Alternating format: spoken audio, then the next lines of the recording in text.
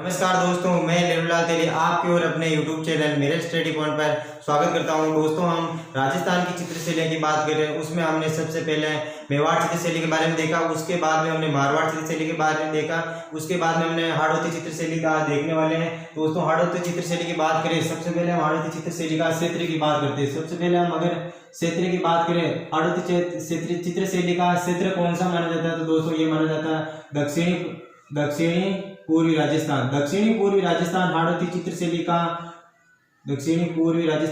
चित्रशैली का क्षेत्र है। और दोस्तों, हाड़ौती चित्रशैली में कौन कौन सी चित्रशैली आती है उसकी हम बात करते हैं। इसके कितने उपभाग किए थे हमने दोस्तों? पहले तीन उपभाग है। कौन कौन से?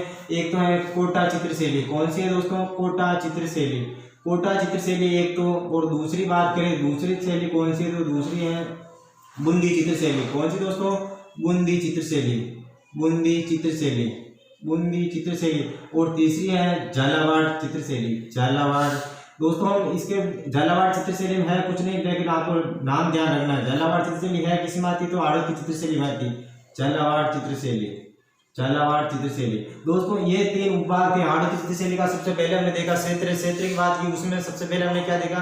क्षेत्र में दक्षिणी पूर्वी राजस्थान। और दोस्तों, इसके तीन उपभाग है। कौन कौन से? एक तो कोटा चित्रशैली, एक बूंदी चित्रशैली, एक झालावाड़ चित्रशैली। इन तीन चित्रशैलियों को हम देखते हैं वन बाय वन, एक एक करके देखते हैं। सबसे पहले हम चित्रशैली लेते हैं वो बूंदी चित्रशैली। कौन सी दोस्तों? बूंदी चित्रशैली।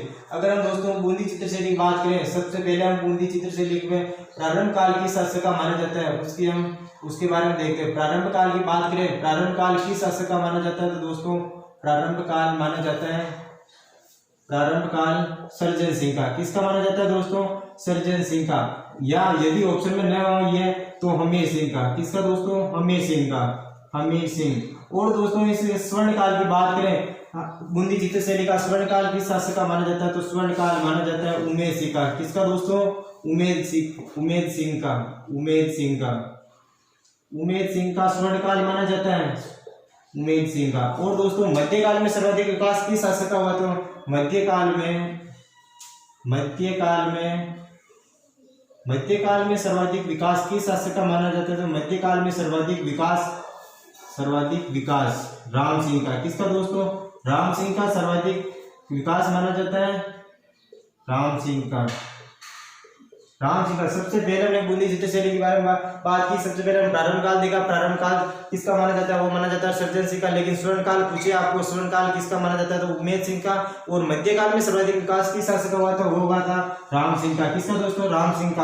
अब हम बूंदी चित्रशैली के सबसे प्रमुख चित्रकार देखते हैं। कौन कौन से दोस्तों? प्रमुख चित्रकार कौन कौन थे इसके बारे में अध्ययन करते हैं। सबसे पहले प्रमुख चित्रकार की बात करें, प्रमुख चित्रकार कौन कौन था? एक तो था नूर मोहम्मद। कौन था दोस्तों? नूर मोहम्मद। दूसरा था रघुनाथ। तीसरा था डालचंद। कौन था दोस्तों? डालचंद। और चौथा था गोविंद। क्या था दोस्तों? गोविंद। ये तो थे चार प्रमुख चित्रकार कौन कौन से थे? एक तो था नूर मोहम्मद, एक था रघुनाथ, एक था डालचंद और एक था गोविंद। ये तो था प्रमुख चित्रकार। अब हम इसके प्रमुख रंग की बात करें, प्रमुख रंग कौन सा था? प्रमुख रंग कौन सा? तो इस चित्रशैली का प्रमुख रंग है नीला। कौन सा दोस्तों? नीला। अगर आपको पूछे प्रमुख पक्षी कौन सा, तो प्रमुख पक्षी की बात करें, प्रमुख पक्षी है मोर या बतख। इस चित्रशैली का प्रमुख पक्षी कौन है? मोर या बतख। और दोस्तों, इस चित्रशैली का प्रमुख वृक्ष कौन सा? तो प्रमुख पेड़ की बात करें, प्रमुख पेड़ कौन सा? तो पेड़ है खजूर। क्या दोस्तों? खजूर। ये तो थी दोस्तों प्रमुख रंग, प्रमुख पक्षी और प्रमुख पेड़। अब हम देखते हैं इस चित्रशैली में क्या क्या देखने को मिलता है। इस चित्रशैली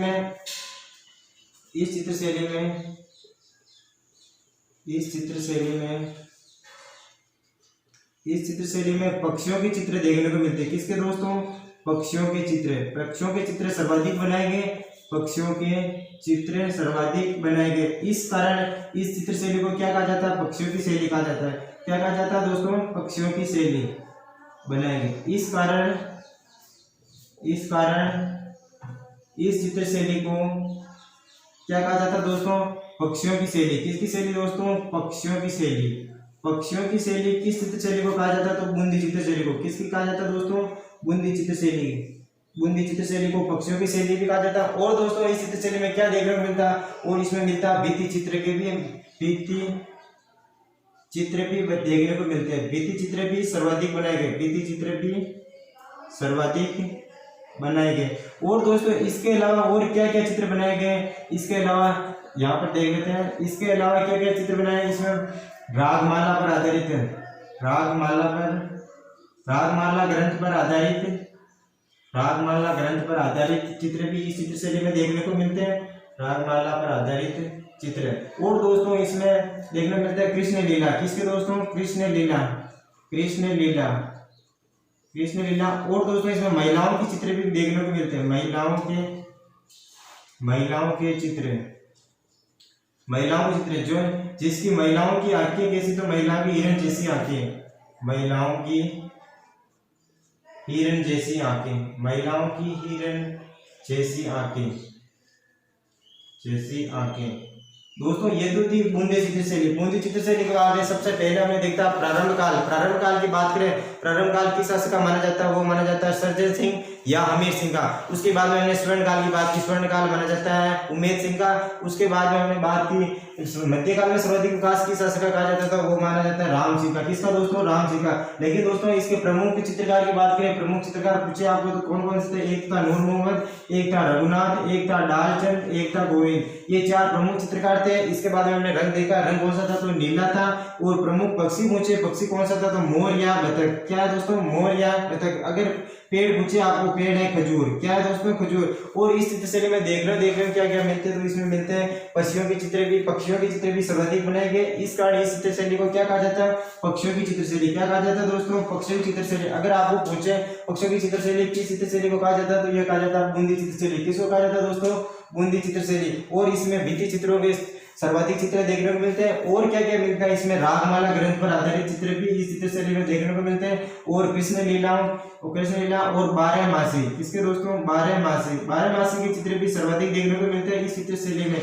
और महिलाओं के चित्र भी देखने को मिलते हैं, जो कि महिलाओं की हिरण जैसी आंखें। ये तो थी दोस्तों बूंदी चित्रशैली। अब हम देखते हैं कोटा चित्रशैली के बारे में अध्ययन करते हैं। कोटा चित्रशैली की बात करें दोस्तों, कोटा चित्रशैली की उसको भी हम पूरा देखेंगे ताकि हमारा किस परीक्षा में प्रश्न नहीं छूटे एक भी। कोटा चित्रशैली की बात करें दोस्तों, सबसे पहले हम कोटा चित्रशैली अगर हम कोटा चित्रशैली की बात करें, कोटा चित्रशैली में प्रारंभ काल किस शासक का माना जाता है, तो दोस्तों प्रारंभ काल माना जाता है। किसका माना जाता है दोस्तों, प्रारंभ काल माना जाता है राम सिंह का। किसका दोस्तों, राम सिंह का।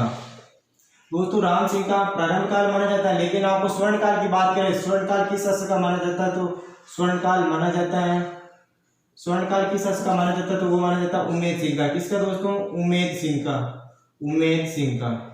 सिंह का स्वर्ण काल माना जाता है। और दोस्तों अगर आपको पूछेंगे मध्यकाल में सर्वाधिक विकास किस शासक का हुआ, मध्यकाल में सर्वाधिक विकास किस शासक का हुआ, तो मध्यकाल में सर्वाधिक विकास हुआ था, किस शासक का हुआ दोस्तों, मध्यकाल में सर्वाधिक विकास हुआ था भीम सिंह का। किसका दोस्तों, भीम सिंह का। और दोस्तों इस चित्रशैली का प्रमुख रंग की बात करें, रंग कौन सा था इस चित्रशैली का, रंग था नीला और काला। क्या क्या दोस्तों, नीला व काला इस चित्रशैली का प्रमुख रंग था।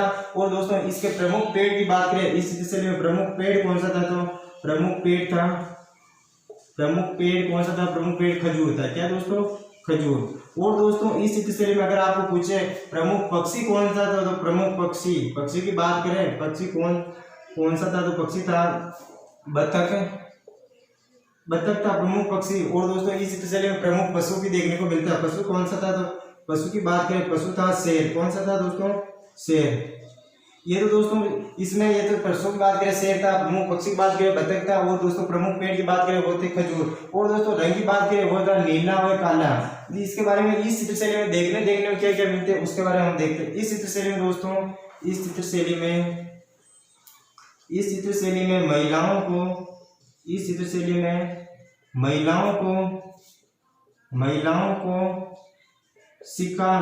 शिकार करते हुए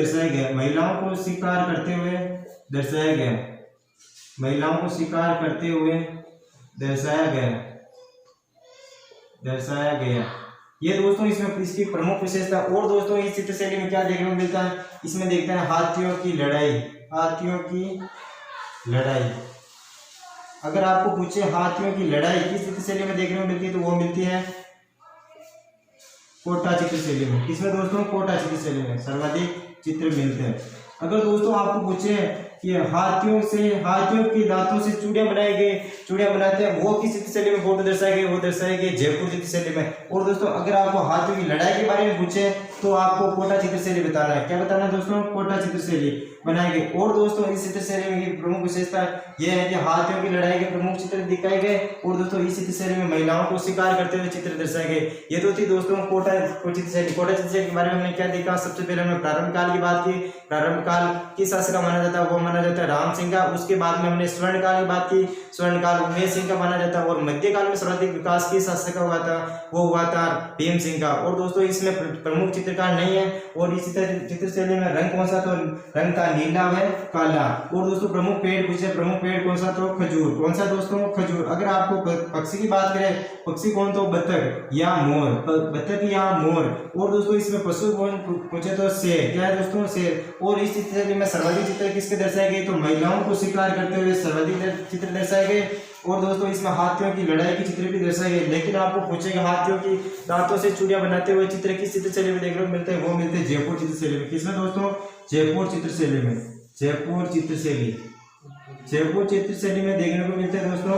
इसमें हाथियों की दांतों से चूड़ियां बनाए गए, यह चित्र जयपुर चित्र शैली में देखने को मिलते हैं। ये थी दोस्तों कोटा चित्र शैली। अगर हम बात करें आगे दोस्तों, ये तो हमारी प्रमुख चित्र शैली थी। झालावाड़ चित्र शैली में कुछ याद नहीं रखना, क्योंकि झालावाड़ चित्र शैली आपको पता होना चाहिए ये कौन सी चित्र शैली में है, तो ये हाड़ौती चित्र शैली में। किसमें दोस्तों, हाड़ौती चित्र शैली में। अब हम दोस्तों चित्र शैलियों से एक टॉपिक और लेते हैं जिसको हम पूछ लेते हैं कभी कभार, तो उसको देखते हैं। सबसे पहले एक टॉपिक और बचा है, इसके बाद में ये टॉपिक पूरा हो जाएगा।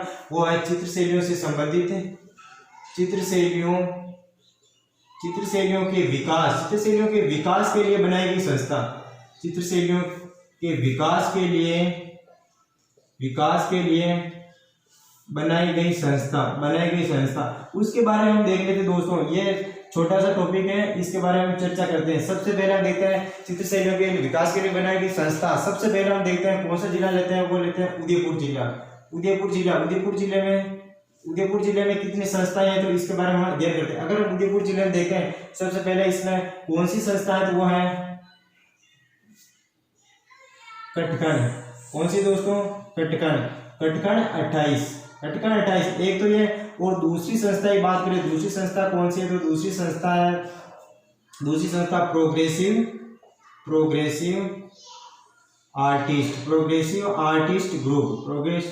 Artist group. और दोस्तों तीसरी संस्था की बात करें, तीसरी संस्था कौन सी है, तो तुलिका कलाकार परिषद। दोस्तों ये तीन संस्था है उदयपुर जिले में कौन कौन सी, एक तो है कटकण 28, एक है प्रोग्रेसिव आर्टिस्ट ग्रुप, एक है तुलिका कलाकार। अब हम भीलवाड़ा की बात करें, अगर हम दोस्तों भीलवाड़ा में बात करें चित्र शैलियों के लिए, भीलवाड़ा में कौन सी संस्था है, वो है अंकन। कौन सी है दोस्तों, अंकन। अगर आपको पूछे अंकन संस्था कहाँ पर है, तो ये है भीलवाड़ा जिले में। कौन है दोस्तों, भीलवाड़ा में। और अगर हम बात करें जयपुर में कौन कौन सी है, तो जयपुर की बात करें, जयपुर में आयाम, एक तो है आयाम। दूसरी बात करें, दूसरी है कनावंत। कौन सी है दोस्तों, कनावंत। और तीसरी बात करें, तीसरी है पेग। कौन सी है दोस्तों, पेग। अगर हम बात करें जोधपुर में कौन कौन सी है, तो जोधपुर की बात करें, जोधपुर में एक तो है दोरा। क्या है दोस्तों, दोरा। और एक है चित्तेरो। क्या है दोस्तों, चित्तेरो। ये तो थी दोस्तों चित्र शैलियों से प्रमुख संस्थाएं। सबसे पहले हम उदयपुर जिले की बात करें, उदयपुर जिले में कौन कौन से, एक तो है कटकण 28, एक प्रोग्रेसिव आर्टिस्ट ग्रुप, एक है तुलिका कलाकार परिषद। क्या दोस्तों, तुलिका कलाकार परिषद। ये कौन से जिले में, ये उदयपुर जिले में। कौन है दोस्तों, उदयपुर। लेकिन भीलवाड़ा जिले की बात करें, भीलवाड़ा में कौन सी है, तो अंकन। कौन सी है, अंकन। लेकिन जयपुर बात करें, जयपुर में एक तो है आयाम, एक है कनावंत, एक है पेग। और दोस्तों जोधपुर जिले की बात करें, जोधपुर जिले में कौन सी है, तो दोरा और चित्तेरो। ये तो थी दोस्तों उदयपुर चित्र शैलियों के लिए विकास के लिए बनाई गई प्रमुख संस्था। ये तो हमारा टॉपिक आज पूरा होता है दोस्तों। इसके बाद हम नेक्स्ट टॉपिक शुरू करेंगे। तब तक आप इसी चैनल पर हमारा वीडियो अच्छा लगे तो हमारे चैनल को सब्सक्राइब करें और ज्यादा से ज्यादा करें। धन्यवाद। जय हिंद, जय भारत।